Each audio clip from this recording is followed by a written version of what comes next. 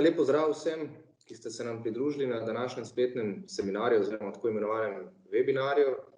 Kot že naslov pove, bo današnja diskusija več ali manj potekala na temo, kakšne so možnosti financiranja oziroma pridobivanja finančnih virov v teh težkih časih, ko se je svet za nekaj mesecev dobesedno ustavil in ko so številna podjetja praktično čez noč ostala brez slehernih prihodkov, redka pa so razpolagala z dovoljšnimi rezervami, da bi lahko ublažile te večmesečne izpade prihodkov.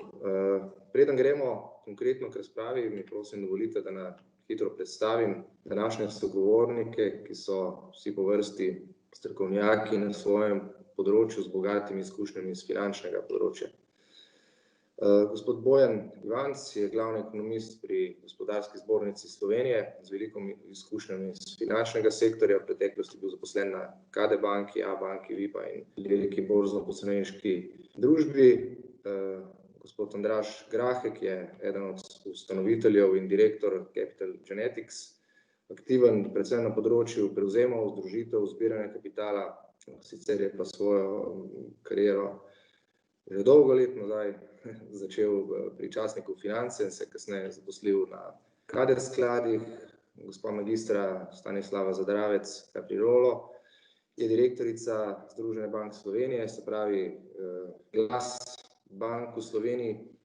V preteklosti pa je delovala tako na Ministrstvu za finance kot na Banki Slovenije, kjer je bila 6 let tudi viceguvernerka.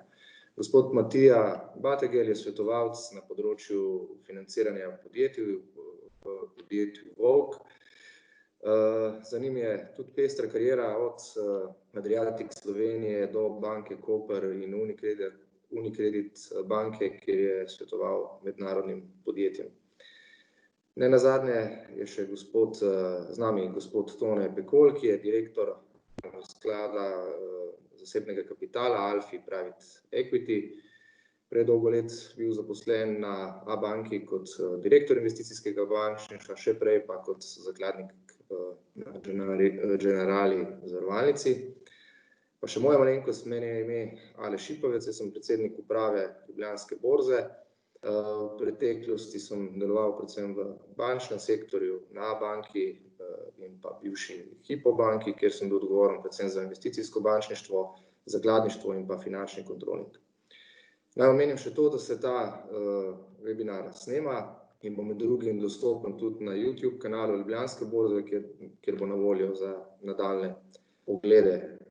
Strukturo današnjega webinarja smo si zamislili na način, da bi začeli z neko širšo sliko trenutnega ekonomskega stanja, se potem skoncentrirali na konkretne težave, s katerimi se podjetja dandanes soočate na trgu in se nato v zadnjem delu zazrli malce v prihodnost in poskušali predvideti trende oziroma scenarije razvoja, kako oziroma kaj je najpomembneje podati neki konkretne nasvete, kako naj se vsi skupaj najbolje pripravimo na izzive, ki so pred nami. Dobro, pa gremo k razpravi. Sicer bi začeli, kot sem že omenil, z neko splošno sliko, tako da bi prosil vas, gospod Ivanc, da nam malo predstavite krvno sliko Slovenije in pa širše regije trenutno.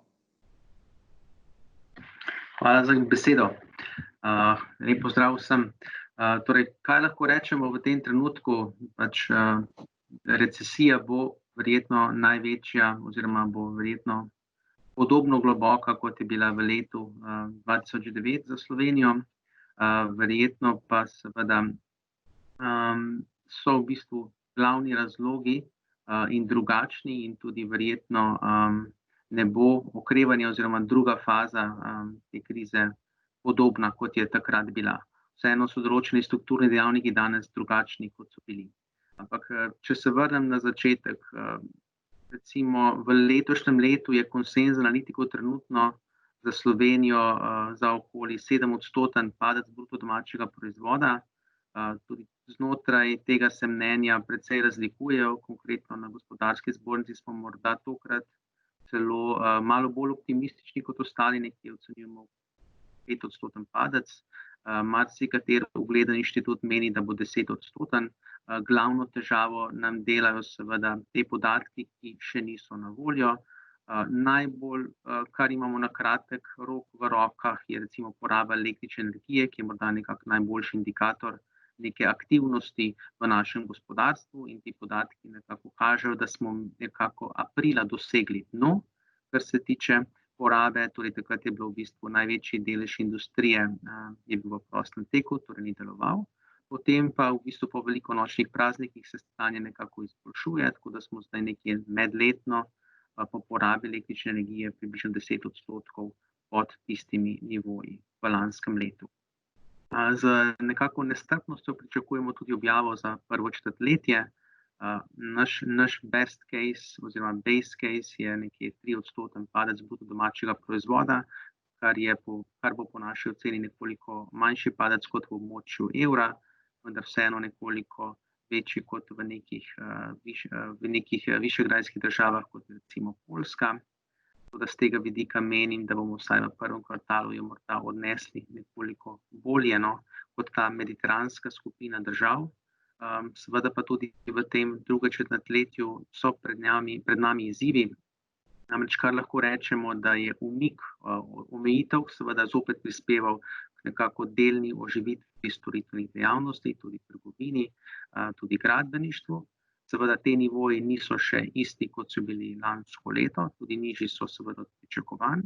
Na drugi strani imamo pa v bistvu eno drugo fazo krize pri predelovalni dejavnosti. Namreč tukaj je bila pa zadeva zelo zanimiva.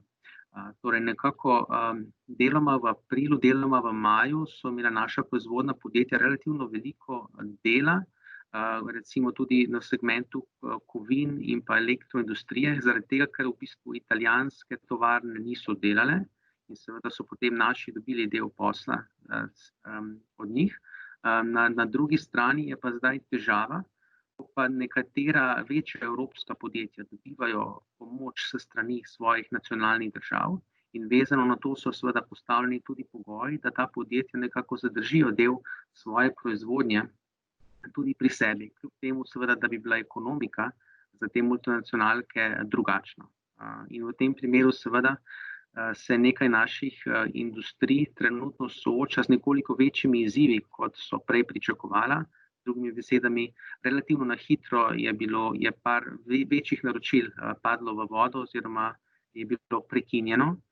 Tukaj v bistvu pač naša podjetja kot neki, kako bi rekel, malo boljši podizvajalci seveda nimajo prav veliko manevrskega prostora, tudi pogodbe, ki so strukturirane, so bile v bistvu že pred samo krizo, nekako so predvidevale, da je neko delo opravljeno nekako z relativno nizko ceno in seveda naročnikom dajo to možnost, da potem si poiščejo tudi druge izvajalce. In tukaj v bistvu se je avtomobilska industrija trenutno znašla pred nekoliko večjim izzivom, kot je mislila, da je recimo še 14 dni nazaj, in dejansko v teh poletnih mesecih bo prisoten izpad, pomeni tudi prežen. Pogledamo celota, bi predvsem rekel transport, turizem, torej tudi del predelovalne dejavnosti bo tisti, ki je seveda trenutno najbolj prizadet. Na drugi strani pa imamo nekaj panog, ki pa v bistvu morda skoraj krize niso začutile ali pa so celo imeli nekaj več posla. Bi rekel, da je v bistvu na eni strani prehrambena industrija, farmacija, deloma tudi IT dejavnost, predvsem tisti segment, ki je vezan na prodajo tehničnih komponent, torej precej se je povečala prodaja računalnikov, pa pisarniške opreme za delo na domu. In pa seveda deloma tudi razvoj softvera, prijetno prodaje, torej spletne prodaje, deloma pa tudi v bistvu sodelovanja med zaposlenimi preko novih platform. Torej ta del posla se je povečal, pa jasno tudi v bistvu dostava na domu, številna podjetja, ki se s tem ukvarjajo, ali pa so se prej z drugimi stvarmi ukvarjali, so se nekako preusmerili na ta segment, torej tudi ta segment je v bistvu v teh 2-3 mesecih dobil nekako nek zagon. Ampak suma sumarum še vedno lahko rečemo, da imamo kar velik padec in v naslednjem mesecu, dveh v bistvu ocenjujemo, da se bo likvidnostna situacija nekoliko bolj zaostrila, kot je sedaj. Se da mogoče potegniti kakšne usporednice med to krizo, ki nas je doletela par mesecev nazaj, pa tisto iz 2008? Vzporednica v tem, da nas je pač nekako nepričakovano doletela, bodimo pošteni. Jasno, vsako leto v bistvu tudi konjunkturne inštitucije nekako navajamo tveganja, ki bi lahko seveda pomenila, da naša napoved se ne bi uresničila. Tokrat se nam je isto zgodilo kot leto 2008. Pač za naslednje leto smo bili še vedno relativno optimistični, menili smo nekako, da bo rast nekje pri 2%, da se nekako vsi posipamo s pepelom, mislimo, da bo padec verjetno večji od 5%, samo vprašanje, kako velik bo, ne. Vzporednice, ja, rekel bi, kar nekaj stvari je drugačnih, kot je sedaj, in mogoče ena izmed pomembnejših je, da vseeno so v bistvu bilance slovenskih podjetij v povprečju boljše, še vedno pa imamo nekaj večjih podjetij znotraj posameznih sektorjev, ki imajo težave in deloma pomenijo del sistemskega tveganja za določene sektorje. Turizem je eden izmed teh sektorjev, kot vemo, ki je še vedno relativno visoko zadolžen in seveda tudi določene ukrepe, kot sami veste, ki jih seveda država predvideva za ta sektor. Tudi ta sektor v celoti ne more koristiti, če seveda je imel težave z insolventnostjo že v lanskem letu. Tako da tukaj imamo nekaj izzivov, torej bilance smo očistili, ampak ne povsem, tako da še vedno imamo nekaj večjih podjetij, ki predstavljajo določene težave v določenih sektorjih, ampak v povprečju pa so naša podjetja relativno podpovprečno zadolžena, pa tudi v bistvu likvidnostno, vsaj so zgleda, da so v dosti boljši situaciji, kot so bile. Pomembno je tudi to, da v bistvu je bančni sektor danes v precej boljšem stanju, kot je bil v letu 2008. Precej manj je medbančnega financiranja s strani tujih bank, tako da tukaj je en element stabilnosti. Tudi pripravljenost ECB, da dejansko še naprej podpre območje evra z monetarnimi ukrepi. Tudi to se mi zdi, da je danes kar pomembno, kajti 2008-2009 še nekako razpravljalo o tem. Danes pa vemo, da bo lahko ECB naredi marsikaj, dosti več, kot smo takrat mislili, da lahko. Hvala lepa. Gospod Grahek, vi ste dnevno na vezi z realnim sektorjem, s podjetji, katerim svetujete. Me zanima, kako se podjetja odzivajo na trenutne razmere. Zaznavate kakšno večje povpraševanje po kratkoročni likvidnosti oziroma potrebe po prestrukturiranju virov financiranja, ali je predvsem za vseh teh zakonsko predpisanih moratorijev in ostalih ukrepov, ki jih je sprejela vlada, zaenkrat na trgu še zatišje, seveda zatišje pred nevihto, ki šele prihaja, ko bodo te zakonske omejitve prenehale in bodo banke lahko ponovno zahtevale vračilo svojih terjatev, in ko se bo dokončno skristalizirala slika opustošenja, ki ga je za seboj pustila dvomesečna paralizacija praktično celotne svetovne ekonomije. Skratka, kakšni so odzivi s strani podjetij?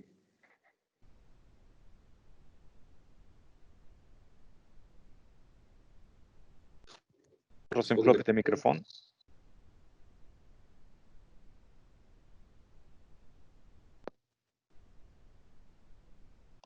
Se pravičujem, evo. Zdaj pa upam, da se slišimo.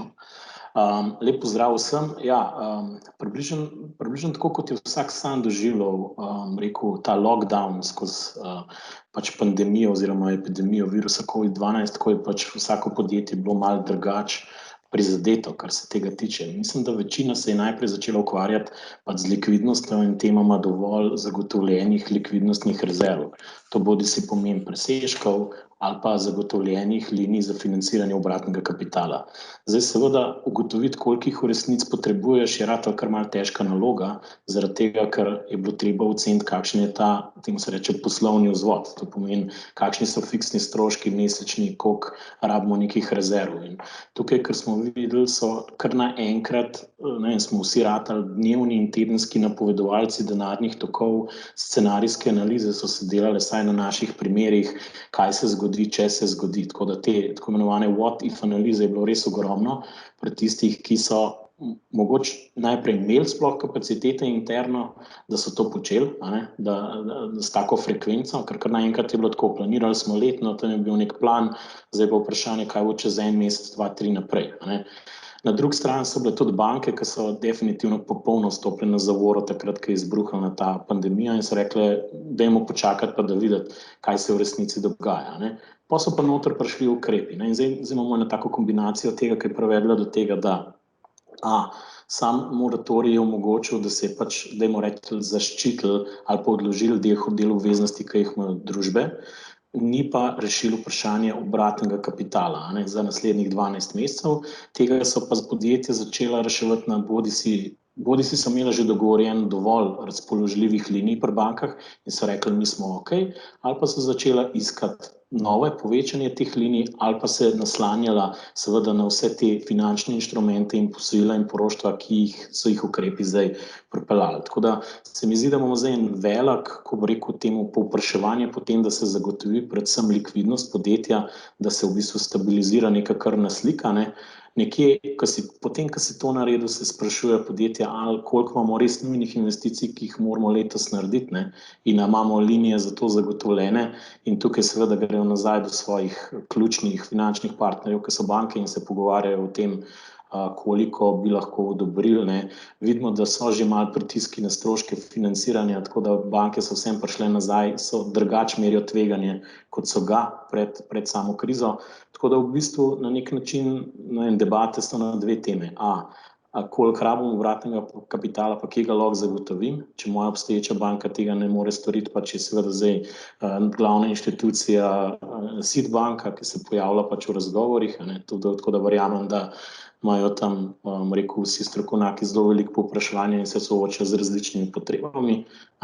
Obstoječe banke so pa zdaj počasi prihajale nazaj, se mi zdi z tem underwritingom kreditov. Jaz osebno mislim, da bo tudi zelo zanimivo spremljati same kreditne politike, ker vemo, da vsak kredit na banki je zavarovan, tukaj je vprašanje zastavljenega premoženja tudi, kako se bo to vrednotilo, kakšni okoličniki zaveze, in to je zdaj dvojno vprašanje. Eno imamo obstoječe kredite in kako bojo ti spoštovani, pa ne pravim zdaj naslednji mesec, 2, ampak pravim 12 mesecev in naprej, to je malo vprašanje tudi solventnosti se bo odprlo v naslednjih 12 mesecih, to je odgovor na to, ali bojo prišla restrukturiranja. Mislim, restrukturiranja se dotikajo vprašanja dolgoročnega obstoja podjetja in njegove solventnosti. Če nihče ne bo šel restrukturirati, če ne verjame, da ima podjetje potencial, da preživi.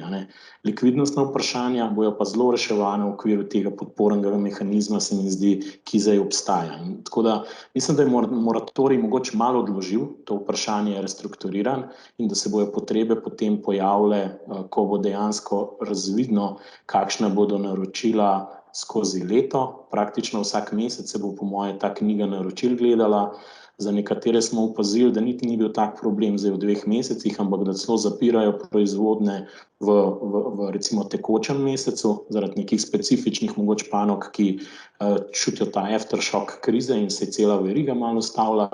Tako da se mi zdi, da bomo tako dejansko spremljali z meseca v mesec, banke bojo ocenjevale, kakšna je moč svojih komitentov, podjetja se bojo pa borila za neke vire. Malo nas je presenetilo, tako kot je gospod Ivanc rekel, ker se mi zdi, da smo imeli malo tak just-in-time financiranje, zmer se je pač tretiralo, da ni problem dobiti likvidnost na bankah, pa mislim, da zelo redka podjetja so imela za kakšen mesec ali 2 likvidnosti nek nov odpoklic. Dejansko so bila, ne vem, rečemo, za pol meseca likvidnosti pa kakšen revolving, ki nas pokrije za mesec ali pa 2, ki še ni koriščen, ali pa tudi že je. In to ne govorim o podjetjih, ki so, rekel, slabo stoječa, ampak enostavno je bilo struktura financiranja obratnega kapitala ni bila pripravljena na ta šok, pa na ta zastoj. In zdaj Mislim, da bomo nekako šli korak po koraku. Na eni strani bomo gledali denar pred vzvodom, ne, na drugi strani bomo pa aranžirali financiranje. Tako da v bistvu pravo delo v resnici za to, da bojo podjetja pripravljena za to okolje, da bojo normalno začela delovati, da jo izšla iz krize, kjer med drugim, tako kot ste rekel, gospod Ivanc, se opravičujem, Ipavec, v bistvu, da mislim, da bojo potrebe šele povečevale se v naslednjih mesecih iz večjih razlogov. Prvič, te mere za oprostitev socialnih prispevkov pa raznih drugih ukrepov za čakanje v bistvu potekajo in avtomatično nastajajo večje potrebe. Na drugi strani pa ni nujno, da bojo prihodki večji. Druga stvar pa tudi, če ste ustavili mogoče proizvodno, boste mogli zdaj obratni kapital tudi majčkeno dvigati, zato da boste lahko pripravljeni, da izkoristite in dobavite naročila, ki lahko skokovito skočijo. In zdaj v bistvu to pomeni, da v bistvu ta obratni kapital, ko se bo zaganjalo gospodarstvo, bo v bistvu na začetku nadpovprečen glede na tega, ki ste ga imeli v preteklosti, ko je bilo to utečeno poslovanje. No, in to so te izzivi. Na eni strani lahko potrebe po obratnem kapitalu zelo skokovito rastejo, ker že dobivate naročila, na drugi strani pa že ukrepi za oprostitev prispevkov izginjajo. In kar mi delamo je dejansko, da vsak mesec se gleda in se mapira denarne tokove v bistvu s podjetji in se dela scenarijske analize. Zdaj, to delajo tisti, ki imajo resurse za to. Mnogi so se pa znašli v neki situaciji, ki jim to res veliko glavobola povzroča, ker je to res zelo frustrirajoče, ker ti narediš denarni tok, pa čez 14 dni pa čez nekaj drugega in se sprašuje, zakaj to sploh počnem. Tako da mal je to neko prekletstvo, ampak dejstvo je, da to je neka vaja, ki jo treba delati, da veš, kakšni so razponi linij, ki jih moraš zagotoviti, zato da boš lahko izkoristil tudi tržne priložnosti. Tako da mogoče bi to lahko bil moj ta glavni poudarek, da tista podjetja, ki bo imela dovolj linij za financiranje, da se bo lahko odzvala, ko bo naročila prišla in v bistvu te stranke svoje poservisirala, so definitivno, če so se v tak položaj spravila, v boljšem položaju kot nekatera druga, ki se v tej bitki šele borijo, da si zagotovijo. To se mi zdi, da je nek, rekel, differentiating faktor, nek faktor razlikovanja lahko med podjetji v naslednjih 6 do 12 mesecih, tako na bankah, ker na bankah se pa po drugem strani veliko podjetij se sprašuje, ali bom dobil stigmo slabega komitenta, tudi če bom šel po moratoriju v bistvu. Tako da te odnosi z bankami se bojo tudi razvijali, ko jo banke dobile zaupanje, da informacije, ki jih podjetja dajo, v resnici imajo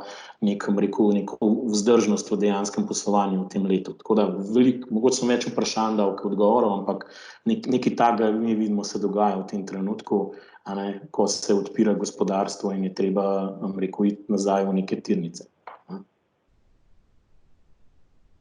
Hvala lepa.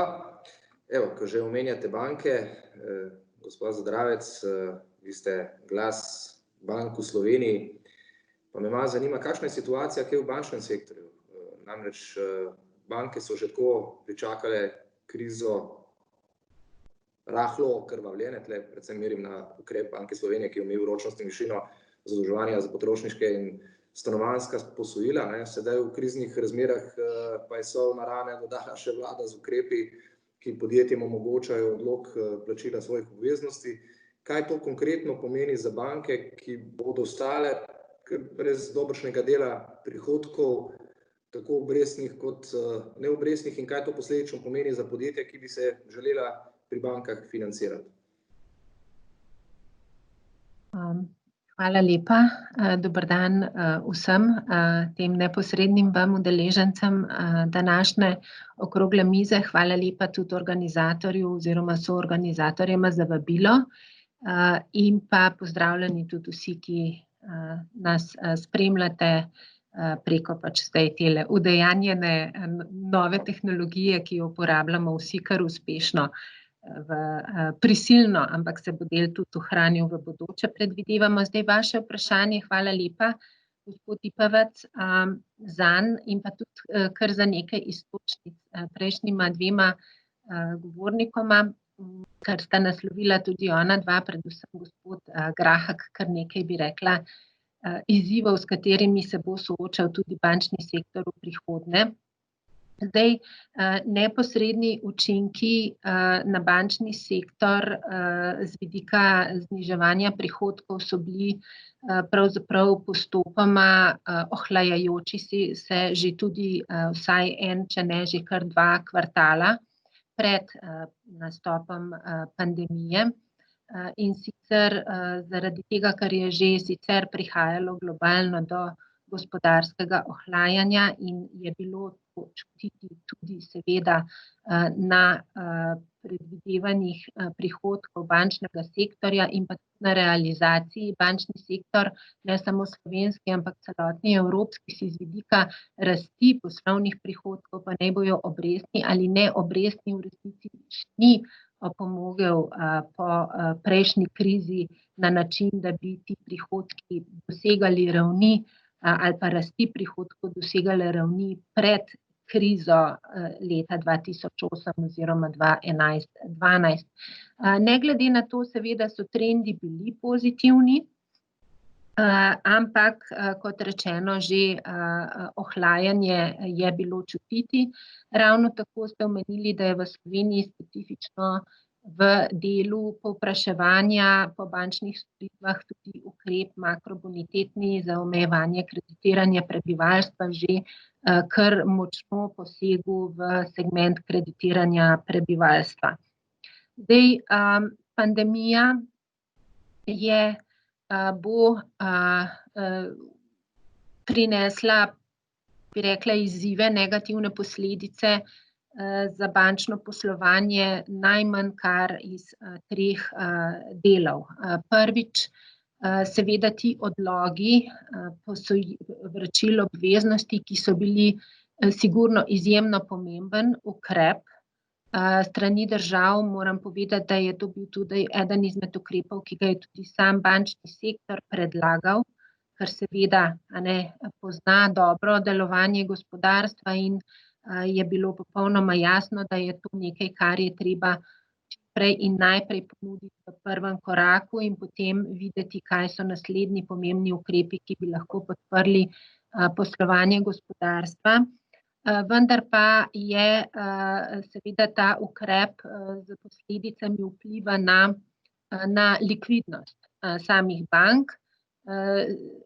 Vsi vemo, da se obresti zaračunavajo, vendar z vidika denarnega toka ta ukrep ima vpliv na način, da znižuje razpoložljivo likvidnost.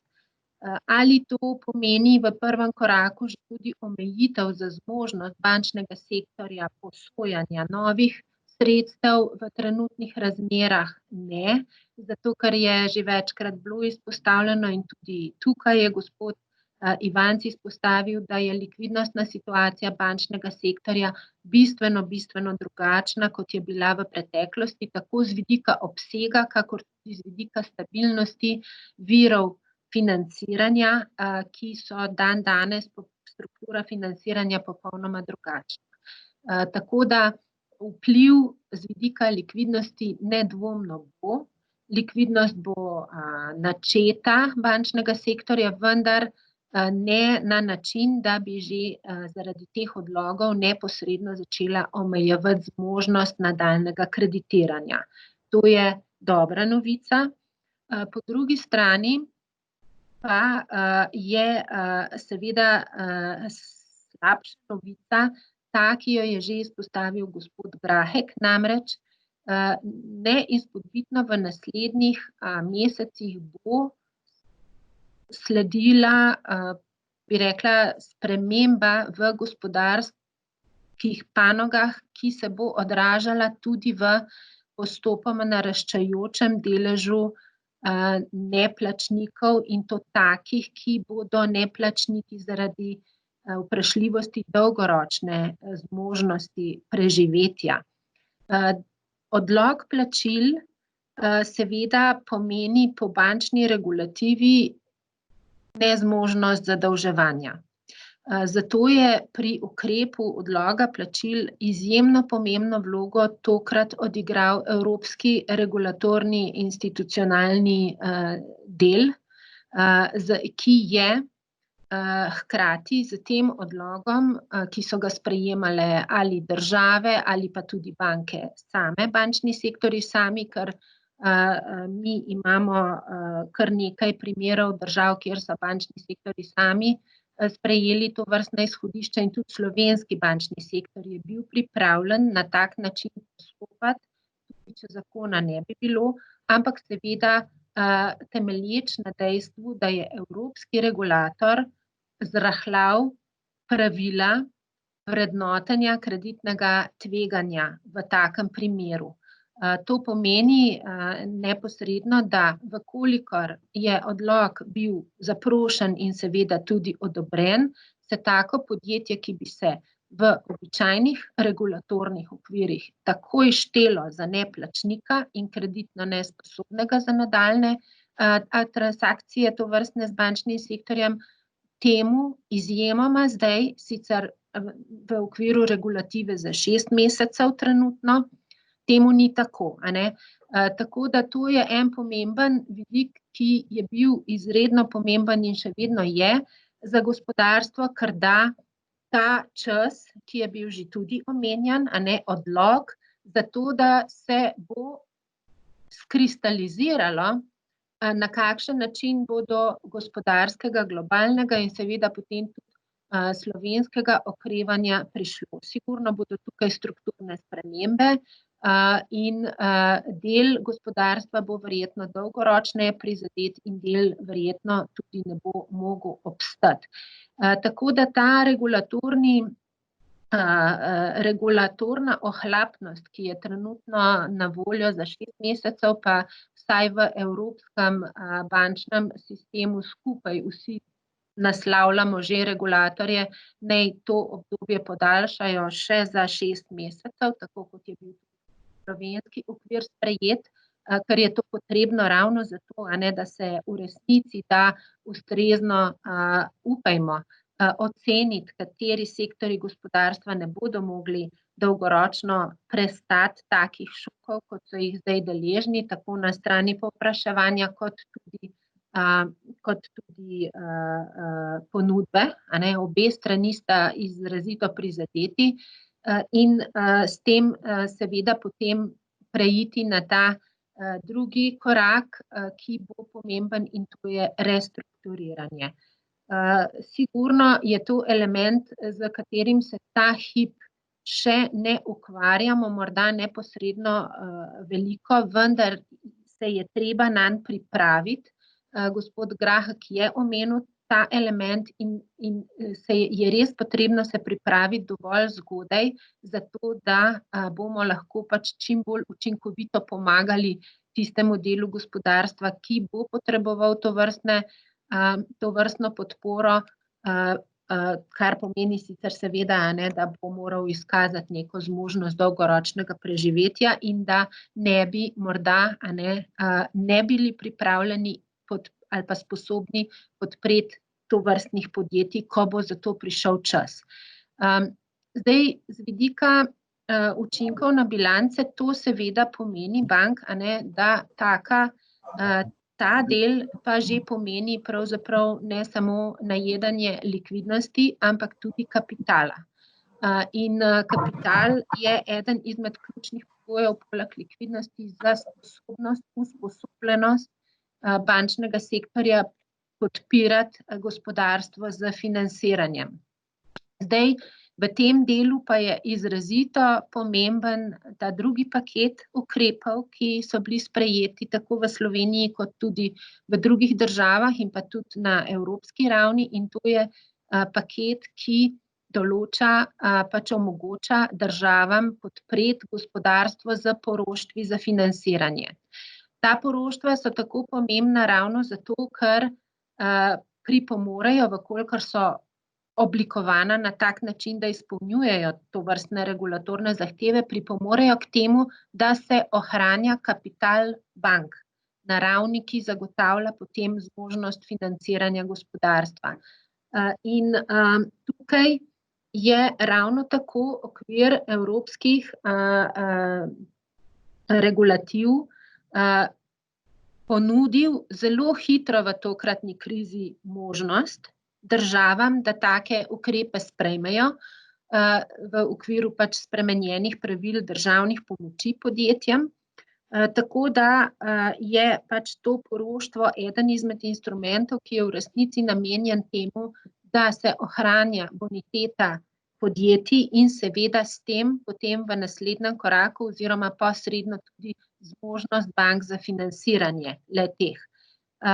Zdaj pri nas je ta drugi instrument, zdaj prvi instrument je zaživel, je udejanjen v praksi, banke so, podatki Banke Slovenije, ki spremlja stanje oziroma izvrševanje prvega zakona o odlogih plačil, so dokaj jasni in tudi z vidika informacij bank, pa predvidevam, da tudi iz gospodarstva, upam, da lahko kdo od sogovornikov to potrdi, so podjetja in fizične osebe tudi, ki so zaprosila za odlog, izpolnjevala tistih nekaj zakonskih pogojev, seveda tudi odlog vsa dobila. Ne glede na to, da poroštvo, ki je ga država za te odloge tudi ponudila, ni izvedljivo še v praksi, a ne. In to potrjuje tisto mojo prejšnjo navedbo, da so banke ob tem regulatornem odpustku, ki je bil dan, a ne, absolutno takoj izvedle tovrstno podporo in bi jo tudi brez zakonskega okvira v Republiki Sloveniji. Nova likvidnost je pa seveda nekaj, kar je pa postaja zelo pereč problem v naslednjim mesecem, 2-3. Zato je izjemno pomembno, no, da bi v resnici z operacionalizacijo tega drugega paketa ukrepov, ki dajo podporo financiranju, prišli do te operacionalizacije čim prej. Zdaj ne vem, če imam v tem uvodnem delu še časa nasloviti tiste ključne elemente, ki so prepreka za operacionalizacijo tega drugega ukrepa poroštva v višini 2 milijard, ampak tukaj je kar nekaj pomembnih elementov, ki ne omogočajo sprovesti tovrstnega poroštva v prakso in bo res, ocenjujemo v bančnem sektorju, da se res zelo mudi nasloviti dokončno ta vprašanja, ker namreč trenutno banke ne poročajo o tem, da bi se pojavljalo neko zelo presežno povpraševanje po novih likvidnostnih kreditih. Nekaj tega povpraševanja je, nekaj ga banke lahko tudi še podprejo, vendar v okviru pač običajnih regulatornih parametrov, medtem ko je večina recimo tovrstnih potreb trenutno lahko, posebej za mikro in mala podjetja, pa morda tudi še za kakšno srednje, zagotovljena preko drugih instrumentov, recimo instrumentov SID banke, ki je bila že omenjena, ki ima tukaj na voljo kar nekaj novih možnosti financiranja, ravno tako podjetniškega sklada, ki tudi nudi zdaj, bi rekla, dopolnjeno, spremenjeno shemo ali neposrednih financiranj ali garancij za zadolževanja pri poslovnih bankah, vendar se bodo ta sredstva zdaj počasi izsušila, a ne, predvsem pri podjetniškem skladu. Pri SID-u še ne mogoče takoj, ampak vendarle to niso sredstva, ki bi lahko nadomestila še ta 2-milijardni paket, ki ga je res, a ne, ocene so, vsaj na strani bank, z junijem mora biti to na voljo. Sicer bodo naša podjetja začela izgubljati čas, možnost in pravzaprav tudi dah, a ne, in bo morda marsikatero, ki bi sicer imelo dolgoročno vzdržen model, pač ne moglo prebroditi več tega potrebnega časa, ali bo to zdaj 3 mesece, pol leta, 9 mesecev, bomo pa še vsi skupaj videli. Kot rečeno, kapital in likvidnost bank je robusten. Banke so lahko tokrat del podpore v primerjavi z prejšnjim obdobjem, vendar pa seveda imajo omejitve tudi in tako slovenske kot evropske, in vkolikor ne bomo sposobni pravočasno izvršiti ukrepov, ki so na voljo, ki jih evropski okvir dovoljuje za omejen čas, seveda, a ne, potem bi to bila zelo, zelo velika škoda. Dobro, hvala lepa. Za enkrat se bomo še vrnili na te poroštvene sheme, ker do nas je prišlo kar nekaj vprašanj, zakaj ta zadeva v praksi ne živi tako, kot bi morala. Pa bi zdaj zaprosil gospoda Bategelja, že pred samo krizo je bilo podjetjem na voljo različna nepovratna sredstva oziroma subvencije. Danes je tovrstnih virov, vsaj tak občutek dobi človek, ko spremlja novice v medijih, na voljo tega še več. Kateri razpisi so trenutno najbolj aktualni oziroma kakšna je trenutna situacija na področju nepovratnih sredstev oziroma subvencioniranih posojil? Pozdravljeni vsi skupaj, hvala za besedo, gospod Ipavc. Zdaj, kot ste omenili in tudi gospa Caprirolo, glede na to, da te poroštvene sheme še ne delujejo tako, kot se pričakuje, je bilo tudi že omenjeno, da so drugi instrumenti, ki so trenutno še aktualni, sredstva so še na voljo, seveda se izsušujejo, ampak lahko omenim podjetniški sklad, regionalni razvojni sklad, SID banko s svojimi linijami, jaz sem pa seveda določena linije tudi nepovratnih sredstev, ker so podjetja kljub krizi in posledicam koronavirusa še izvajajo določene ukrepe, ki jih določeni razpisi za nepovratna sredstva omogočajo in s tem tudi nekako skušajo dvigniti svojo konkurenčnost in oziroma tudi povečevati dodano vrednost svojih produktov. In za ta namen sem pripravil eno kratko predstavitev, če dovolite, da se na hitro sprehodimo skozi za aktualne linije financiranja in pridobivanja nepovratnih sredstev. Tako da bom zdaj delil z vami tole zadevo. Sem malček. Torej, prihajam z podjetja Volk, kjer se pretežno izključno ukvarjamo z podporo podjetjem pri pridobivanju nepovratnih sredstev in pa pač nekako ugodnejših virov financiranj, za katerimi pač stojijo razni instrumenti, ki omogočajo bodisi ugodnejše pogoje financiranja, pa tudi določeno del zavarovanja, ki se želi pri deljevanju financiranj, pač tukaj nastopijo določene garancijske sheme. In če se dotaknemo najprej linij financiranja, lahko omenim tle Slovenski podjetniški sklad, Slovenski regionalni razvojni sklad, SID banko, komercialne banke, ki so pač tle nujno so sodelujoče, se tudi kakšna leasing pogodba še sklene. Aktualne so tudi odkupi terjatev glede na to, da se pač plačilni roki podaljšujejo. Zelo v kratkem bo pa potrebno marsikateri kredit tudi reprogramirati oziroma iskati optimalno strukturo financiranja. Zdaj, če se dotaknem podjetniškega sklada, naj omenim tle mikrokredite oziroma mikroposojila, ki so na voljo, sicer to je linija P7R, ki je na voljo trenutno le posebnim podjetjem, ki prihajajo iz problemskih območij oziroma obmejnih problemskih območij. Značilnost je ta, da je to precej ugodno posojilo z fiksno obrestno mero 1,1%. Lahko se kandidira do 50.000 evrov financiranja s 5-letno odplačilno dobo. V celi državi je na voljo linija P1+, To je v bistvu garancija sklada za bančne kredite, subvencije obrestne mere. Tle so na voljo krediti z obrestno mero 0,5% s pribitkom 0,5% do 1%.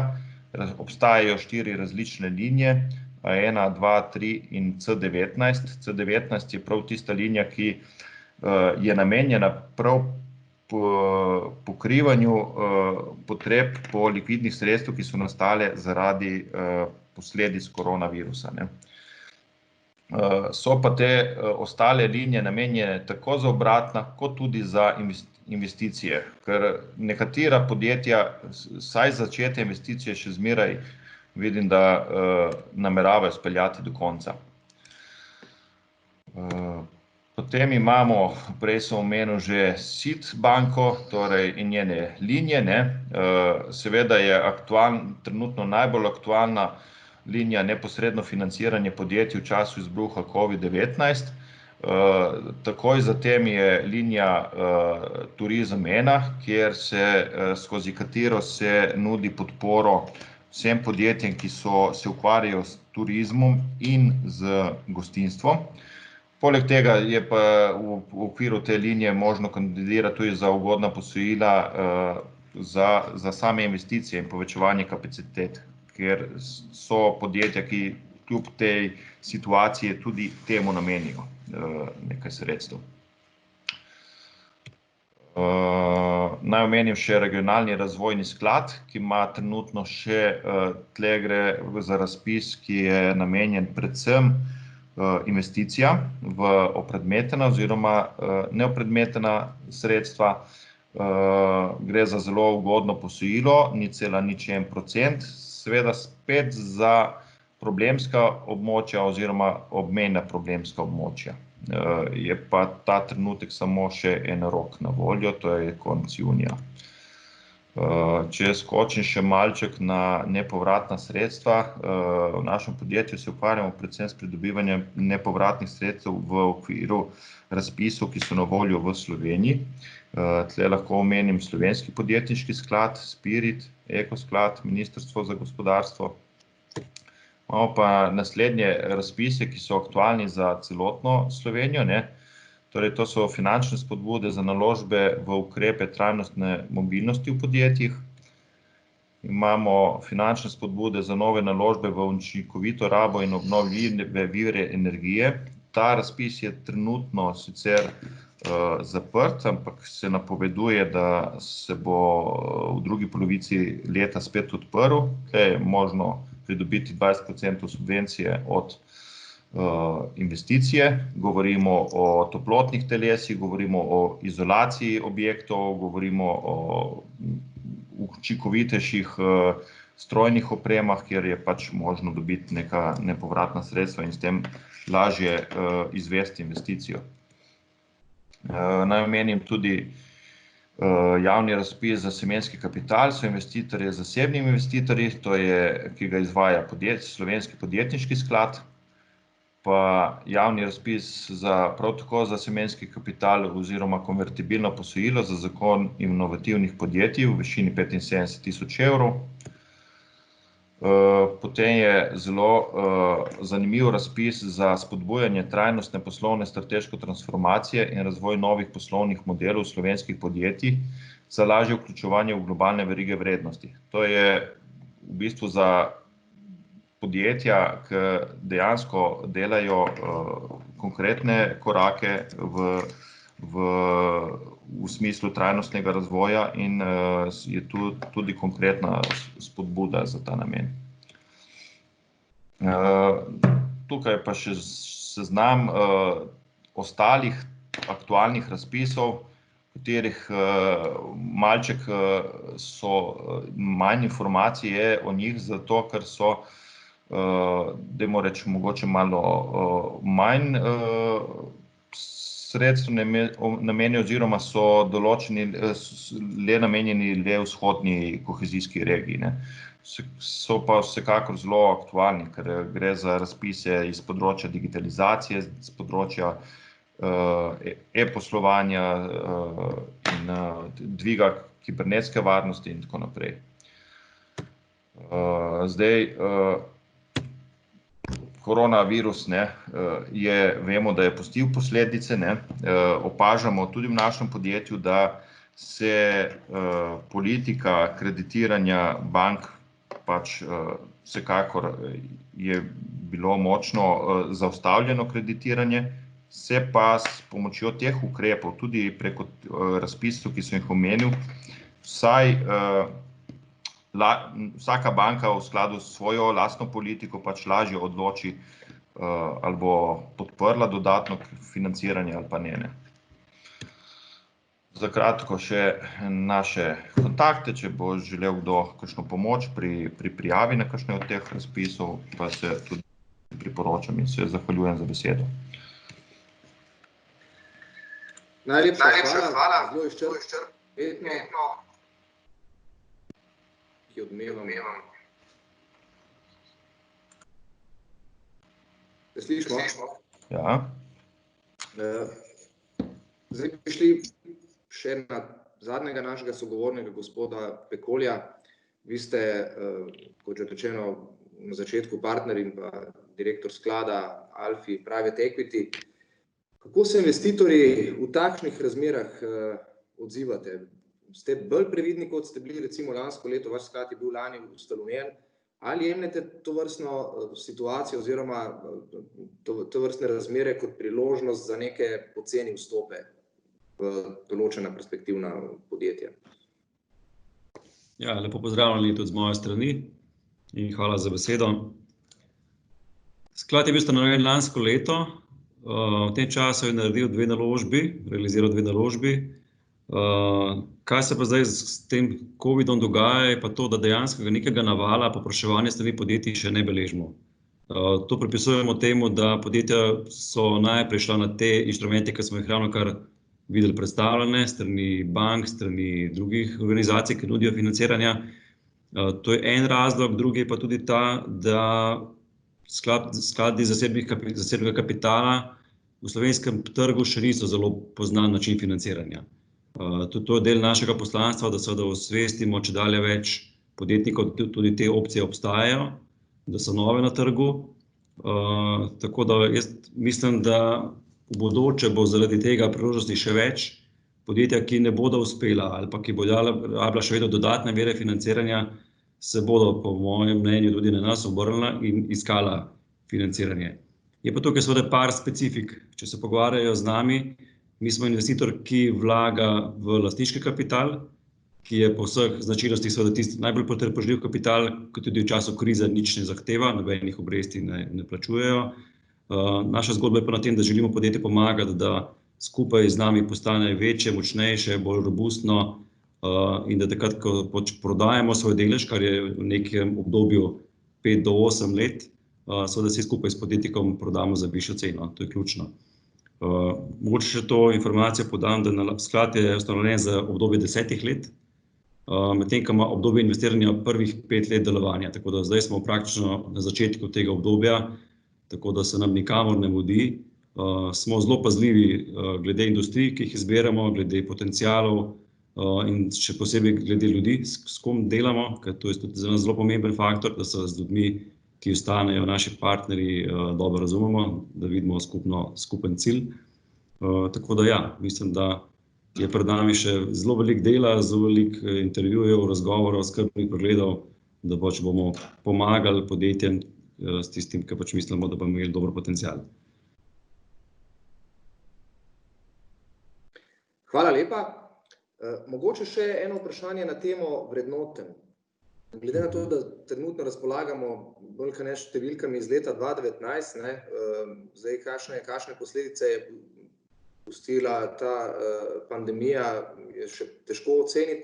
Kako investitorji pri svojih investicijah postopate v tovrstnih razmerih, ko je dejansko gre za neko asimetrijo informacij oziroma nimate nekih točnih informacij, še manj pa nekih planov za naprej, oziroma tako kot je prej gospod Grahek omenil, se iz dneva v dan, iz tedna v teden te plani spreminjajo. Ja, vrednotenja so vedno vprašanja, s katerimi se soočamo v dobrih časih in v časih covida seveda. Moram reči, da mi zasledujemo politiko, da se dogovorimo s podjetniki, da del kupnine plačamo ob closingu, del kupnine pa želimo vezati na bodoče rezultate. Tako da s tem minimiziramo naša tveganja, glede naših valuacij in seveda dajemo podjetniku potencial, da dobi tudi mogoče kaj več, če v bodoči rezultati poslovanja so ustrezni, taki, ki so dogovorjeni oziroma boljši. Generalno pa smo skladi dokaj konzervativni pri vrednotenjih, tudi naša regija, ki seveda tudi to primerjamo, je po nekih valuacijah, ki so plačane za tipe transakcij, ki jih mi delamo tam okrog, rečemo zgodovinsko gledano med 5 in 7-kratniki, medtem ko so druge regije pa druge države po svetu bistveno bolj radodarne. Tako da ne vem, imam neke podatke pred sabo, ker govorijo, da so te multipli tudi tam do 10 v razvitih gospodarstvih, razvitih svetovih, medtem ko za trg, kot je slovenski, so seveda te multipli seveda odvisni od industrije, panoge, potenciala, ampak seveda niso tako visoki, zaradi tega, ker je treba pogledati, da delujemo na manjšem trgu z manjšim potencialom in je seveda to treba prilagoditi. Tako da smo pri vrednotenjih dokaj konzervativni, seveda pa smo pripravljeni deliti s podjetniki, če zgodba res uspe, tudi sadove tega dela. Najlepša hvala, tako smo zaključili prvi krog, imeli bomo še enega, ki upam, da ne bo tako dolg. Želim pa, da bi zdaj v tem krogu bili res mogoče malce bolj konkretni. V prvem krogu smo na splošno malo predstavili situacijo z različnih vidikov, bančništvo, alternativni viri, nepovratna sredstva, nek makroekonomski pregled. Zdaj bi pa prosil, da smo dejansko res mogoče malo bolj konkretni, predvsem pa zazrti v prihodnost. Skratka, nasvete, ki bi jih želeli iz vašega področja ponuditi podjetjem. Tako da bi mogoče Grahek z vami nadaljevali. Omenili ste rezerve, ki jih je bilo v preteklosti v večini podjetij relativno malo. Skratka, dvomesečni izpad prihodkov se je kar poznal bomo rekli, kar temu večini podjetij. Vsi so živeli oziroma smo živeli v prepričanju, da je dostop do virov relativno enostaven in potem se zgodi, kar se zgodi in se zadeva obrne na glavo. Kaj bi svetovali podjetjem oziroma kaj bi se morali naučiti iz pravkar povedanega za, se pravi, zdaj obdobje, ko ta kriza še traja oziroma to kratkoročno obdobje po krizi in pa za prihodnje, da bomo v recimo nekih podobnih situacijah bolje pripravljeni? Ja, jaz mislim, da intimno po moje vsak podjetnik ali pa direktor sam pri sebi ve, kaj se je naučil z te krize. Definitivno, po mojem mnenju, je tukaj ena beseda, ki je ključno obvladovanje tveganj, zdaj operativnih, finančnih, razumeti bolj. Ne smemo tega podcenjevati. Do sedaj, ta kriza je imela izjemno, simetričen učinek ali pa je posegla v vse panoge na nek način. Ne da je na enak način, ampak povsod je bil prisoten nek učinek. Pa imela je izjemen učinek na končno potrošnjo. Če vemo, da je končna potrošnja 60% bruto domačega proizvoda, kar naenkrat jo je nekdo ustavil. In to je eksterni faktor v bistvu, ki je bil sprejet na nekem konsenzualni ravni, da zaradi zdravstvenih razlogov pač ne smemo trošiti toliko, kar smo prej. To je nekaj, kar je bilo nezaslišano v bistvu do tega trenutka. Bolj smo se ukvarjali, bo manj investicij ali bo par podjetij šlo, zdaj pa kar naenkrat ne, stop. Zdaj, prvo vprašanje, ki se ga mora vsak zastaviti, a je bil to zdaj komet, ki je prišel mimo v času našega življenja in ga ne bo, 5000 let, ali pa v bistvu se to lahko dogaja tudi v prihodnosti in kako moramo biti na to pripravljeni. Zdaj, tukaj je pa ta pripravljenost na večjih koncih. Na eni strani pač je treba imeti na razpolago neke likvidnostne linije, ki so vseeno malo več, kot so bile v preteklosti. Torej, linije financiranja bojo mogle vključevati neke te, dajmo tako reči, skrajne šoke, po mojem mnenju. Tudi če se nam je zgodilo, bojo banke imele mogoče več kot temu layerjev, to je mogoče malo ideja tudi za banke, kako zasnovati te financiranja in za dialog tudi s podjetji. Kaj se zgodi, če se ta nek contingency, jaz temu rečem, nek rezerven, zagotovljen vir mora vklopiti in pod kakšnimi pogoji se to zgodi, a ne. Tako da malo te debate sigurno bo. Zato, da bo ta debata tekla na nek konstruktiven način, mora podjetje vedeti, kaj je moja minimalna točka likvidnosti, ki jo moram ves čas ohranjati vsak dan na računu, a ne.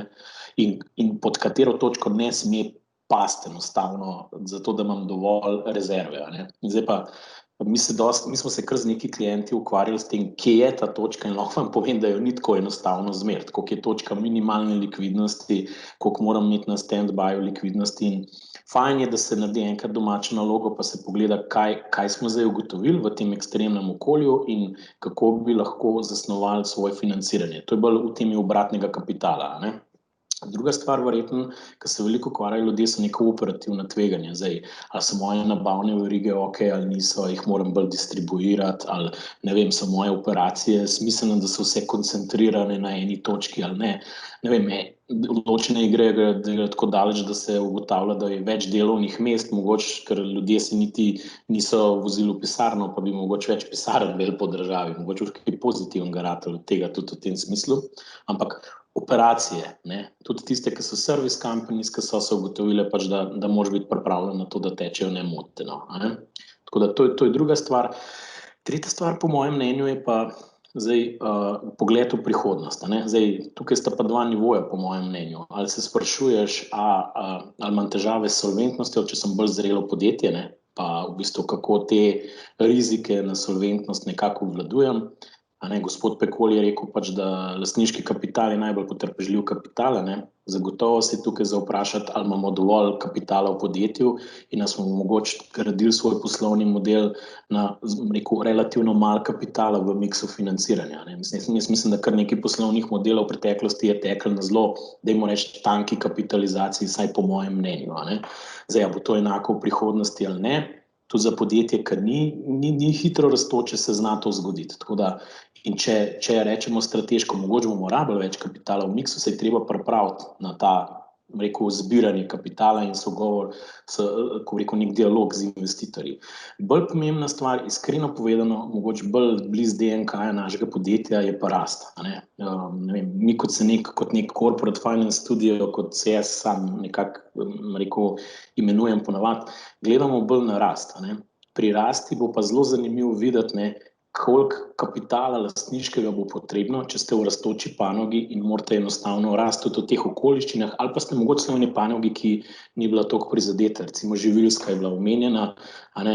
Tukaj se je pojavilo veliko vprašanj o tem, kje so te verige živilske, a rabimo več samooskrbe in tovrstnih stvari, recimo, a ne. Tako da se mi zdi, da to je pa tretja stvar, ker imam jaz neko upanje za prihodnost, da bomo tudi znotraj Slovenije z skladi, kot jih imajo KF ali pa še en sklad, ki nastajajo Generalija, ali pa tudi drugimi, ki prihajajo, lahko zagotavljali predvsem kapital za rast v tem podjetjem, da se ne bomo toliko naslanjali na te pričakovanja nepovratnih virov, pa nekih subvencioniranih virov, pa banke, da v bistvu pri podpiranju samih podjetnikov, ampak da se ta miks malo bolj uravnoteži, ker to nam bo tudi na dolgi rok omogočalo, da bo nek kapitalski trg nastal, ki bo podpiral to rast, ne samo mogoče, rekel, spremembo lastništva, ki je bila bolj, rekel, glavna tema, ali pa odpravo družbene lastnine zadnjih 2 dekad, ne. Tako da tukaj mislim, da se bodo tukaj tudi razlikovali podjetniki neke nove generacije, ki bodo bodisi adresirali vprašanje nasledstev ali pa same rasti, a ne. Tako da lekcija je tukaj, dajte se vprašati eno stvar, kje ste v točki v času danes in kaj strateško hočete doseči. Ker lahko se vam zgodi, da boste stabilizirali podjetje, pa ga boste bodisi hoteli prodati, ne, ker pač, ne vem, se počasi približujete času upokojitve, in takrat na tisti točki, če se vam ena korona kriza zgodi, bo kar težava to izvesti, ne. Tako da moramo se navaditi na, rekel, svet, kjer je več tveganj, ki jih je treba obvladovati, in moj nasvet je, dajte vseeno razmišljati več scenarijsko, tudi glede virov kapitala, se v bistvu pripravljajte na neke procese, ki jih želite narediti tudi več let vnaprej, ker v bistvu to vam bo omogočilo bolj nemoteno in hitrejšo izvedbo, a ne. Tako da z tega stališča definitivno, rekel, vsaj moja lekcija je bila to, da vedeti, kje je likvidnost, koliko jo potrebujemo, ali imamo ta prav miks in če ga nimamo, dajmo si zagotoviti več alternativ. To je ena stvar. Druga stvar je pa dolgoročen pogled, kakšne načrte imamo, pa koliko jih je to spremenilo, pa ali smo pripravljeni v podjetju, da zberemo tudi denar na nekem segmentu trga, ki ga tradicionalno ne poznamo. Zdaj tudi, če se izkaže, da je ta vir predrag, po mojem mnenju ga je fino spoznati in ga, ko bi temu rekel, neko ceno dati na to našo abstraktno dojemanje tega, kakšen je ta vir. Tako da se mi zdi, da tukaj pa ena želja, mogoče pa in poziv, tudi iskreno povedano, zdaj v teh ukrepih je bilo veliko, bom tako rekel, poroštvenih shem pa posojil. Jaz mislim, da je zelo pomembno, da se upravljanje kapitala na tem področju tudi skladov, pa alternativnih skladov še naprej profesionalizira in strokovno dviguje. In z tega stališča definitivno je zaželeno, da imamo več tudi razpisov za upravljalce, ki bodo pač ustrezno videni kot dovolj strokovni in dobri, fit and proper, bi jaz temu rekel, in bojo lahko tudi ta nov kapitalski trg podpirali v prihodnost. Zdaj 2 sklada imamo, upam, da jih bo še več, bojo imeli še večji obseg in bojo lahko resnično tudi pomagali predvsem tistim rastočim podjetjem, ki so za banke včasih zelo težavna, zato ker nimajo toliko tega oprijemljivega premoženja, ampak je bolj v abstraktnosti idej. Tako da tukaj jaz dostikrat vidim mismečno ali pa neko naravno neujemanje, bi skoraj rekel, ker ne moramo od bank pričakovati, da bojo gradili na abstraktni ideji podjetnika, če pa v bistvu imajo zadaj močno regulacijo, ki jim njihove kapitalske potrebe narekuje. Tako da to se mi zdi, da tukaj bi pričakoval več dialoga in če se da, če vsi lahko več naredimo, je to super, v bistvu vsi tukaj, ki smo tudi za to omizjem in tudi vsi prisotni. Najlepša hvala. Zelo dobro povedano. Vsi se strinjamo, da v Sloveniji sploh smo poznani po tem, da se več ali manj financira podjetja izključno preko bank. Tukaj je bil večkrat omenjen ta capital mix, pa tanka kapitalizacija, pa tako dalje. Mogoče, gospod Grahek, samo na kratko za podjetja, ki niso toliko vešča kapitalskega trga in dejansko tudi zaradi tega nepoznavanja se enostavno odpravljajo samo do bank po kredite oziroma do podjetij, kot je Volk in tako dalje, po razna nepovratna sredstva, subvencije. Kapitalski trg je pa za njih dosti velika enigma in ne poznajo. Mogoče v parih stavkih, kako se sploh lotiti nekih alternativnih virov, nekih dokapitalizacij, kako pristopiti, kdo so te akterji, kje se ta sredstva lahko na kapitalskem trgu dobijo? Ja, v bistvu bom probal res biti kratek. Zdaj, se pravim, jaz mislim, da prvi naslov za podjetja, ki nekako iščejo, dajmo reči, od 2 milijona, pa mogoče 10 milijonov kapitala ali pa tam nekje ta razpon, sta tukaj na voljo 2 domorodna sklada, jaz jim tako rečem, ki sta nastala, na srečo imamo danes enega predstavnika tukaj z nami, Alfi Private Equity, gospoda Pekolja, in drug sklad je pa pač General Investments. Do teh 2 skladov je definitivno dobro iti in se pogovoriti. Tako, kot jih jaz poznam, imata tudi majčkeno drugačne poglede, kjer naložbe so za njih optimalne, pa kakšne so strukture. In tako bom rekel, to je dobro, ker se komplementarno lahko marsikaj pokrije in adresira različne situacije. To je zdaj pač en vir, seveda se je pa treba zavedati, da praviloma sta oba sklada usmerjena bolj v rast. Imata neko komponento rasti, to je bil razpis, ki je prišel od IAF-a skupaj s SID banko, je bil zagnan in je pač slovenski program rasti praktično. In tako se imenuje. Zdaj, seveda zraven so tudi neki drugi investitorji, ki zmeraj iščejo neke svoje priložnosti in so pripravljeni podpreti podjetja. Zdaj, če ste podjetje, ki je malo manjše, seveda se neizogibno srečate s podjetniškim skladom in pač tudi temi razpisi, ki so bili tukaj navedeni. Zdaj, program je tukaj za soinvestiranje, tako za angeli oziroma finančnimi investitorji ali pa za podjetji. Jaz bi si tukaj vsem želel še malo več, pa da bo v Sloveniji, pa bom zdaj malo kritičen, mogoče tako, ko so na Hrvaškem uspeli postaviti en sklad za tvegan kapital, ki ima 40 milijonov evrov, z istimi partnerji praktično, kot v Sloveniji po vsebini, bi mogoče tukaj bilo fino, da se poleg samega sklada, ki je izjemno veliko naredil na tem inkubacijskem nivoju za startupe, tukaj da še en tim noter, ki bo na isti način kot te dva growth equity sklada podpiral te podjetja, potem, ko začnejo tudi že malo prihodkov ustvarjati, pa rabijo malo bolj konkretno investicijo. No. Tako da danes je tu prepuščeno bolj mogoče kakšnim korporacem, ki jih mi vidimo tudi včasih podpiramo za investiranje v tem rečemo mala podjetja, no. Ali pa v bistvu kakšnim angelom. Ne. Zdaj, tukaj rišemo nekako zgodbo kapitalskega trga, kjer smo vstopili na segment podjetij, ki hitro rastejo, ampak bojo v prihodnosti srednje velika ali pa velika podjetja. In to je zame izjemno pomembno vprašanje, ker če bo malo podjetje raslo 10 ali pa 20% na leto in bo to slovensko podjetje, domicilno v Sloveniji, bomo sedež tukaj, če smo ustvarjali 10 podjetij, ki so s tem kapitalom resno zrasla, gradimo prihodno hrbtenico nekega potencialnega BDP-ja. Tako da to mi je izjemno pomembno, no, iskreno povedano, tako da obrnite pač če ste že v tej ligi, no, nekih malih in srednjih podjetij, sta te dva sklada definitivno, jaz spodbujam vse, da grejo v nek dialog in predstavijo svoje ideje, tako Alfi Private Equity kot na Generali Investments, ker samo tako se ugotovili, ali lahko najdejo skupen jezik. Ne? In zdaj, tukaj smo vsi v bistvu neki evangelisti in pomagamo pri tem, da pravi ljudje najdejo prave ljudi in ideje. Ne? Tako da to bi bil moj nasvet. Za vse tiste, ki so pa malo večji, mogoče pa iščejo več kapitala, je pa dejstvo, da obstajajo še zmeraj skladi zasebnega kapitala, ki so masovno podpirani strani evropskih inštitucij, ki tudi imajo na radarju Slovenijo in bi pogledali kakšno podjetje.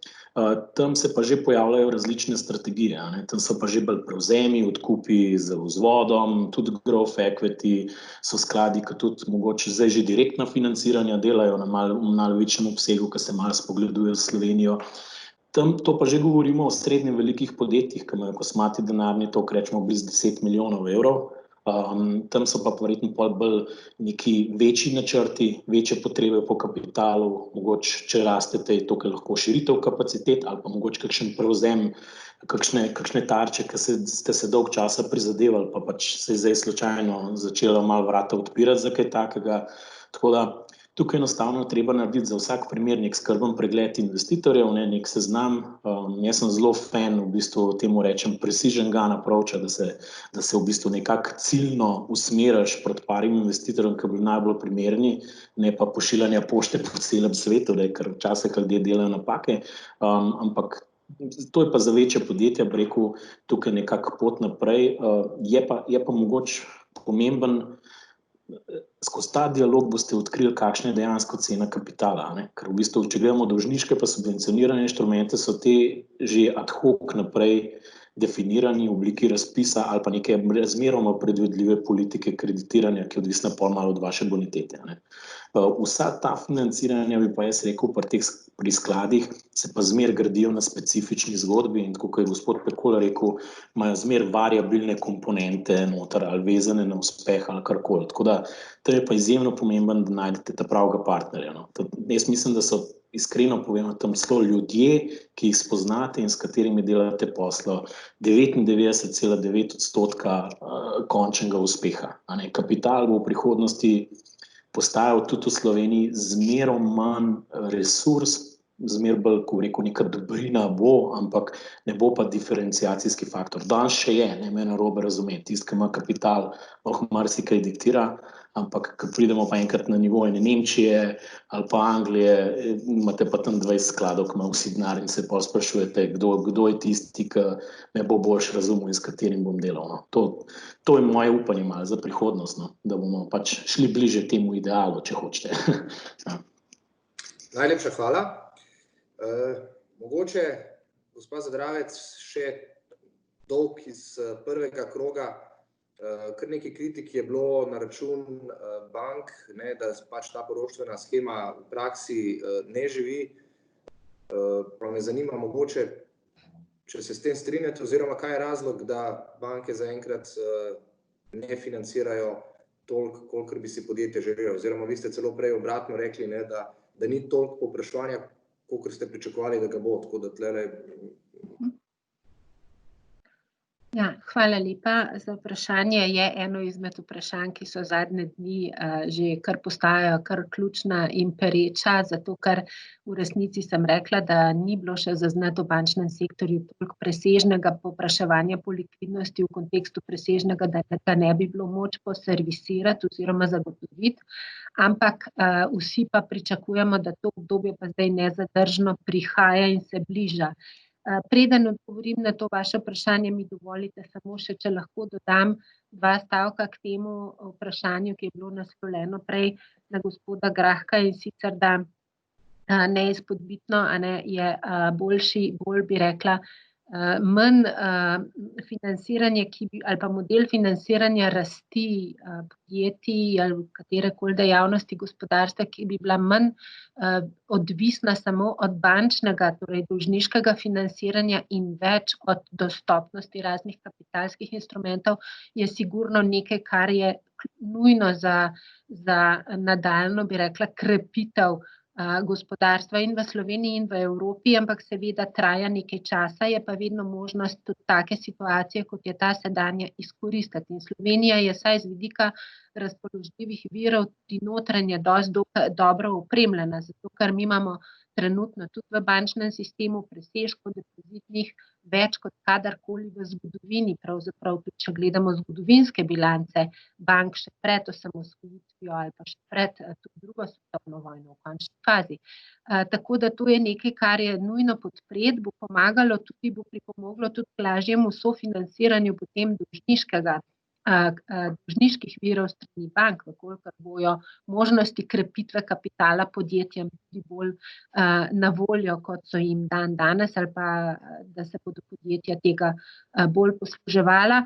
Želela sem izpostaviti tukaj dodatno še SID banko, ker SID banka pa ima že tudi sedaj, je bila sicer omenjena prej v kombinaciji z enim skladom, ampak SID banka je specifična banka in ima na voljo tudi instrumente, ki v različnih oblikah naslavljajo kapitalske potrebe, tudi start-upov, vendar seveda, kolikor so izvozno orientirana, in je tudi imela kar nekaj takih zanimivih projektov, od katerih so nekateri uspeli, nekateri pa tudi ne, ampak tako pač je v gospodarstvu, da se vsega tudi ne da predvideti.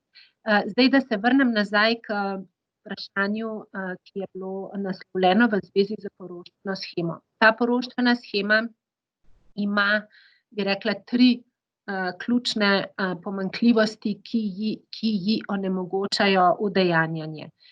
Prva pomanjkljivost je ta, da je poroštvo zasnovano na način, ki ne daje vnaprejšnje jasnosti, s katerim instrumentom bo v primeru unovčitve poroštva plačano. To v okviru bančne regulative preprosto ne more funkcionirati. Tukaj je zahteva zelo jasna, regulatorna, ne vem, če je to tudi zaznal morda tudi mnenje Evropske centralne banke.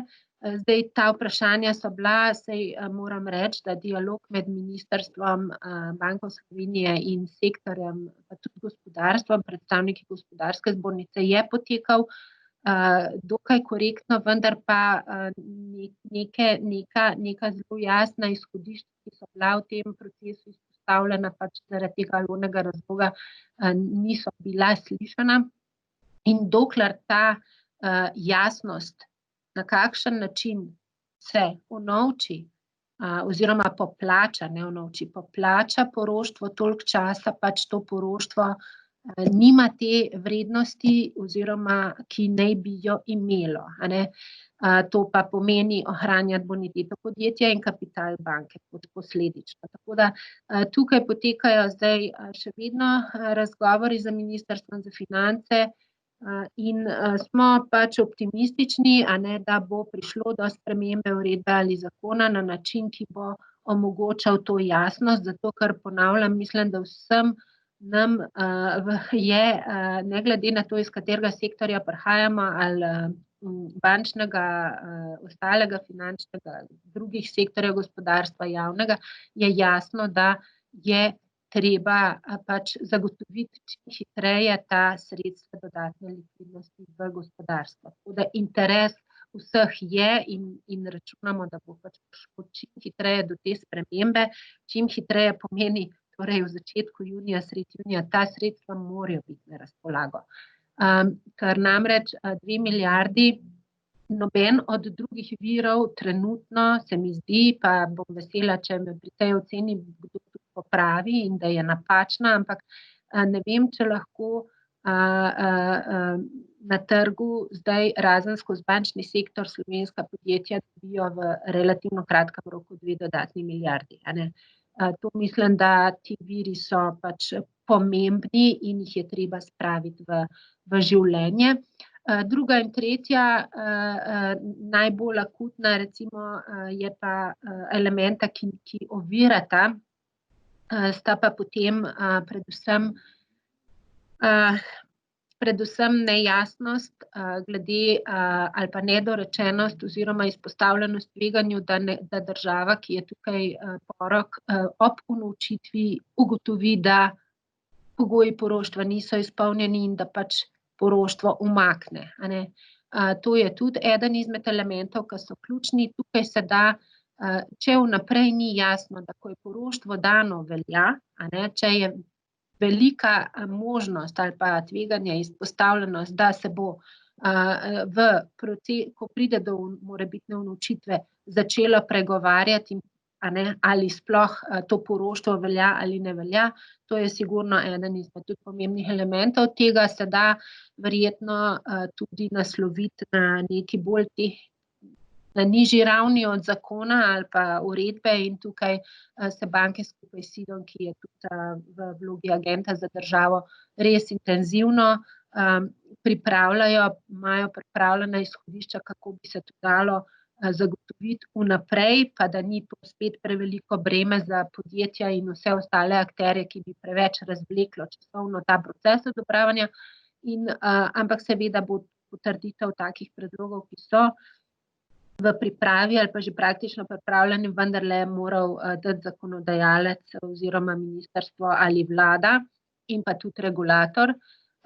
In tretje je pa vprašanje povezano tudi z raznimi sicer morda na videz bolj tehničnimi zadevami, kot so sorazmernost ob unovčitvah in kup takih vprašanj, ki pa jih je tudi potrebno razrešiti, ker preprosto je regulativa bančnega sektorja tako podrobna in tako zahtevna in množična in kompleksna, da je treba veliko vprašanj imeti pojasnjenih vnaprej, da ne prihaja potem do komplikacij kasneje. In kolikor ne bodo pojasnjena, seveda banke potem in tudi potrjena strani predvsem nadzornika in pa tudi zakonodajalca banke preprosto imajo preveliko tveganje, da bi se tega instrumenta posluževali, ker ne vejo, kako bo nadzornik ta instrument potem pravzaprav sploh tretiral in kako naj ga one same vrednotijo. Tako da tukaj pa tudi proces teče. Mislim, da smo kar precej blizu konca in kot rečeno, upamo, da bo vsaj ta dva elementa bi eventualno lahko bila razčiščena do te mere, da bi ta shema postala lahko operativna recimo v roku 14 dni, ampak ta ključni element, ki sem ga pa na začetku omenila, bo pa moral biti izpolnjen. To je, da bo vnaprej neizpodbitno jasno, ali je poroštvo plačano v denarju. V primeru unovčitve. Najlepša hvala za to razlago. Jaz mislim, da tukaj pride zelo prav ta pregovor, da čas je denar, tako da upam, da bo to res čim prej operativno. Mogoče zdaj še na hitro, gospod Batagel, kot rečeno, vi pomagate podjetjem pri pridobivanju tovrstnih sredstev, pa res na kratko, kaj bi svetovali podjetjem oziroma kje so tiste največje napake, ki jih podjetja delajo, ko zaprošajo za ta sredstva, oziroma kakšen bi bil vaš nasvet, kako se tega lotiti? Zelo na kratko, prosim.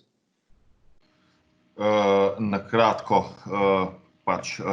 vsekakor mora, če gre za prošnjo za posojilo, mora biti podjetje tudi na to pripravljeno. Torej, vedeti mora, kakšen znesek želi, kakšen znesek potrebuje. Seveda v teh nejasnih časih je težko vedeti, ker planiraš eno, čez 2 tedna je nekaj drugega. Ampak vsekakor je dobro iti na banko z neko jasno sliko, kaj se želi imeti, ne. Seveda tudi pripravljen moraš imeti odgovor, kaj boš banki nudil zavarovanje, ker nihče ne plasira nekaj denarja, brez da ta denar nekako ni zavarovan, ne. Torej, in nekako pripravljen moraš imeti projekcijo svojega poslovanja, pa ne samo za financerje, ampak tudi zase je dobro vedeti neke plane, kako boš posloval v prihodnosti. Torej, en kup vprašanj si je treba prej postaviti in odgovoriti nanje, preden greš zaprositi za posojilo, ne. Tako bom rekel čisto na kratko, ne. Zdaj, če se podjetje ukvarja z neko svojo dejavnostjo in na ta vprašanja ne zna nekako si samo odgovoriti, ne, poišče pomoč in si pri tem pomaga, ne, in gre z neko jasnejšo vlogo vprašati za posojilo, ne. Toliko. Hvala lepa. Gospod Pekol, mogoče še z vaše strani nasvet, danes ste v vlogi investitorja, kaj bi svetovali podjetjem, ki se vendarle na koncu odločijo, ne, da spustijo v svoje lastništvo neke zunanje investitorje, sploh v teh časih, kakršni smo danes, kaj bi vi mogoče svetovali tukaj podjetjem, ki si tovrstnega posla želijo? Ja, zavedati se morajo, da če se postavimo nekega tipičnega podjetnika, ki je začel svojo zgodbo po osamosvojitvi Slovenije ali pa malo kasneje, da je ta podjetje ponovadi zrastel iz neke delavnice in je postalo malo srednje, in nekje se naša zgodba običajno sreča z nami. Če pridemo mi zraven, pomeni, da bomo želeli nekaj dodati k tem corporate governance. Vsekakor, da želimo, da je podjetje odvisno od enega človeka ali pa od dveh. Želimo, da podjetje postavi več segmentov poslovanja, ki so recimo en nosi danes več, en bo mogoče jutri, mogoče v nekem času tudi vsi dobro delajo. Tako da želimo podjetje stabilizirati, da je bolj robustno, bolj pripravljeno na bodoče izzive. Tudi tako, kot je danes, ko je pred nami korona, ne. Tako da vsekakor moramo se tudi zavedati, da pride en del več poročanja. Mi smo tam vsekakor tudi predvsem kot finančni investitor, ki zahteva določene podatke in te podatke se nam dostavlja na mesečnem nivoju. Kar se pa tudi izkazalo že v naših caseih, da je to dobro, ne. S tem, kot je bilo že prej malo povedano, da podjetje je prav, da ve, kakšen cilj ima. Če je cilj zapisan, ga bistveno lažje sledimo, ker drugače je cilj premakljiva tarča, ki je lahko vsak dan malo drugačna. Tako da mi stremimo k temu, da se cilji postavijo za par let naprej, vse te strateški, vemo, kaj je treba investirati, da te cilje dosežemo, te operativne cilje pa potem seveda vsako leto malo bolj natančno definiramo in jih tudi lahko korigiramo za take stvari, ko so se zdaj zgodile, kot je korona recimo. Ampak vsekakor, tisti cilj, ki je naš ultimativen, da podjetje postane večje, bolj robustno in da ga lahko za boljšo ceno prodamo čez 5 do 8 let, ta cilj je napisan že danes. Podjetniki vejo, kaj mi želimo od njih, tako da se naša zgodba v vmesnem času ne spreminja. Pridemo z jasnim ciljem in z jasno strategijo. Kot je pa že prej tudi in jaz in gospod Grahek rekel, ključen je HR, mi želimo s podjetniki, ki ostanejo naši partnerji, biti v dobrem in v slabem partnerji in to je ključno, da se dobro razumemo med sabo. Najlepša hvala. Začeli smo z vami, gospod Ivanc, pa bomo z vami tudi zaključili, tako da vas bi prosil zdaj, da odprete predal, pa potegnete ven tole kristalno kroglo, pa nam malo poveste, kaj piše v njej. Ja, hvala za to čas, da lahko nekako vsebinsko zaključim ta naš webinar. Torej, jaz bi rekel, da te pogoji za omilitev nelikvidnosti so nekako pomagali k stabilizaciji, da ni situacija še hujša.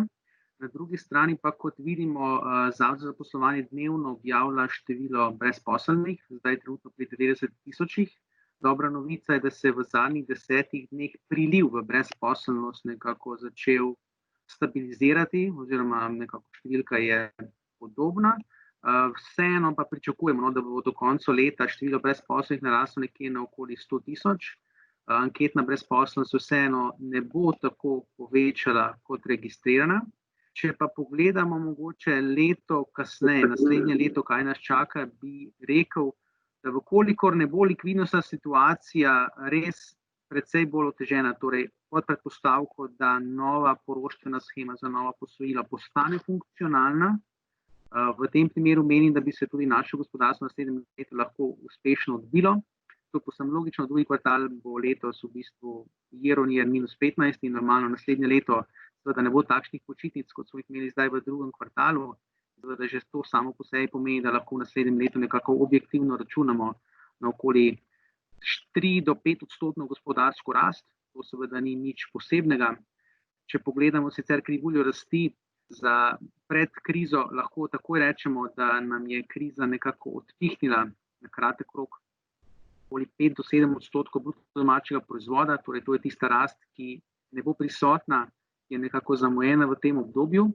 Na drugi strani pa seveda imamo tudi gospodinjstva, ki so v tem obdobju nekako povečala svoje prihranke in izziv seveda za našega policy makerja, pa seveda tudi za celotno evroobmočje je, kako v bistvu te prihranke, ki so jih ljudje deloma tudi neprostovoljno ustvarili v tem obdobju, kako jih lahko dovolj hitro zopet angažirajo. In seveda, kaj je zakonodajalec naredil? Želel je seveda narediti, da bi se ljudje počutili bolj varno, zaradi tega so bila večina ukrepov namenjena stabilizaciji trga dela, torej da se v bistvu težen del zaposlenih ne pristraši zaradi izgube zaposlitve. Zaradi tega je v bistvu ključnega pomena za vnaprej, da se v bistvu te številke pri brezposelnosti bistveno ne povečuje, da se v bistvu končno tudi potrošniški sentiment nekako stabilizira, da se tista prodaja vozil, ki ni bila mogoča v mesecih marec, april, pojavi v naslednjih mesecih. Nekatere države, kot vidite, so določene sheme za nakup novih vozil že podprle, nekatere jih še bodo, tako da tudi te ukrepi nekako pozitivno delujejo na naš izvoz. Na drugi strani pa je izziv seveda za samo Slovenijo tudi v tem smislu, da so torej te države uvedle te sheme podpore tudi pod pogojem seveda, da njihova podjetja, matična podjetja zadržijo pri sebi en del aktivnosti, ki bi drugače potekal pri nas. Tako da naša podjetja se zaradi tega soočajo z določenimi izzivi. Izzivi so morda tudi na nekaterih področjih, ki jih mogoče na prvo oko ne vidimo. Morate vedeti, da padci emerging valut, recimo kot turške lire, je kar velik izziv za našo tekstilno industrijo. Lira je padla za 12% od razglasa epidemije COVID, kar pomeni v bistvu kar pritisk na ta del naše industrije. Tako da dejansko je situacija precej različna in trenutno seveda je predvsem transport pa turizem tisti, kjer so v bistvu, kjer je največ neznank.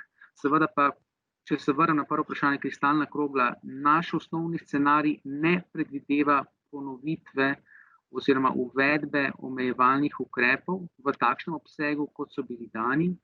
Vkolikor bi prišlo do ponovne rasti števila okuženih, verjamemo, da bi bili te ukrepi bolj usmerjeni, bolj targetirani, hkrati pa preprosto to je predrago, da bi dejansko lahko si še enkrat privoščili, da bi v takšnem obsegu to reševali. Tako da jaz mislim, da se tudi policy makerji v celem svetu so se na osnovi tega nekaj naučili, da v bistvu seveda ta zaustavitev ima neko ceno, in ki jo seveda bomo žal pač plačevali z povečanim javnim dolgom. Torej v letošnjem letu, kot veste, pričakujemo primanjkljaj nekje 8%, za primerjavo v ZDA okoli 14-15%.